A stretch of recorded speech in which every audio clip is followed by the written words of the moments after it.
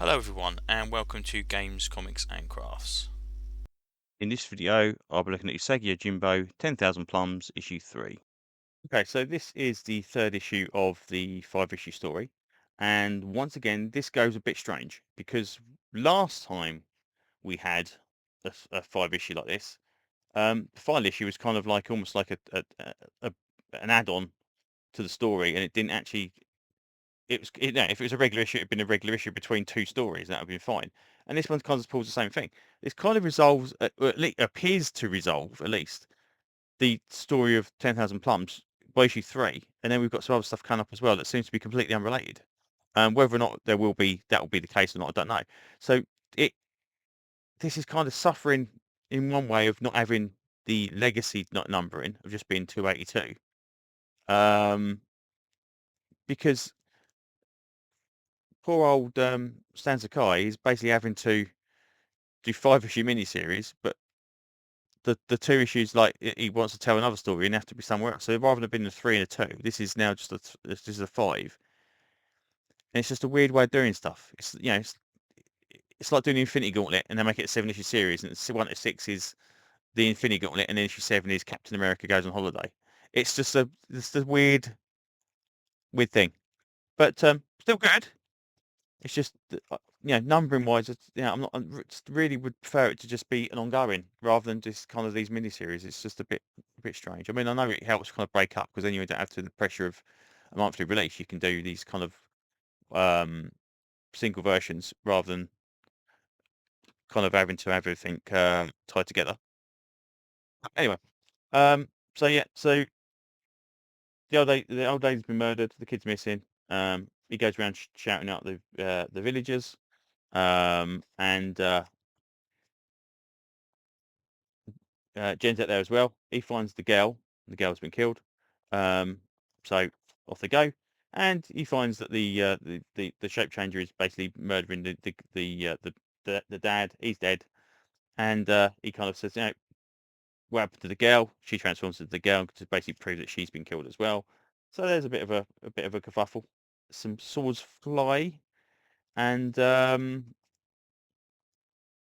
he basically explains about what happened, and she kind of says, when I needed some food for my daughter, you didn't help. Therefore, I've kind of come to seek my revenge upon you. It was all you're the monsters rather than myself because you're kind of heartless. And it's like, well, we kind of did do that, but we didn't know it was going to be that important. So it's like, okay. Anyway, so she cuts through a load of villagers. She goes onto the roof. Usagi goes up there as well to kind of get her down. And he falls, and then they kind of like, let's burn her down. So we'll set fire to the old bloke's house that's just died. We'll burn her down, and then she's gone. She jumps off, and then more stuff catches, I think. And it's like, okay, that's really strange. So this is the bit I don't get. He's unconscious or been knocked down anyway. She jumps off. The what?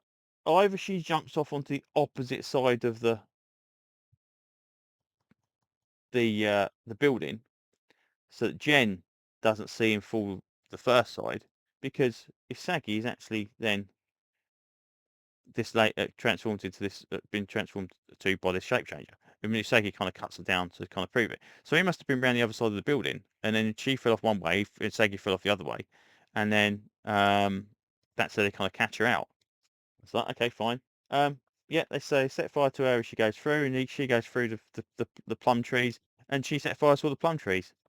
So it's like, that was good then. So you managed to kill her, get loads of members of your village killed because you were nasty, and she's managed to set fire to all the plums that were really the only thing that was kind of keeping your village in any kind of official status. Um, don't go very well for her. So basically, Isagi kind of explains about, it was your fault. If you'd been cautious, she might have actually been nicer. It's kind of terrible on both sides. Um, Jen goes off and does his thing. Um, he goes, the official Blake goes back to the show, and explains about the plums being destroyed. And it's like, it's strange as well. It's like the reports on you were not wrong. What reports? Where did you get information from me? It's like not one place to say.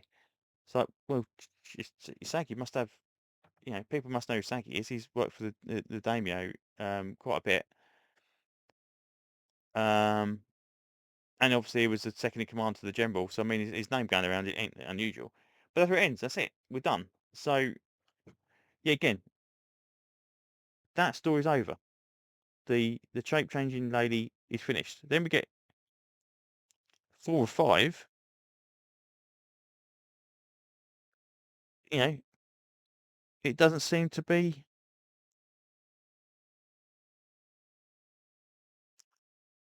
See it. It's here. Yeah, like, next issue, Sega Jibber, Tabo Part 1.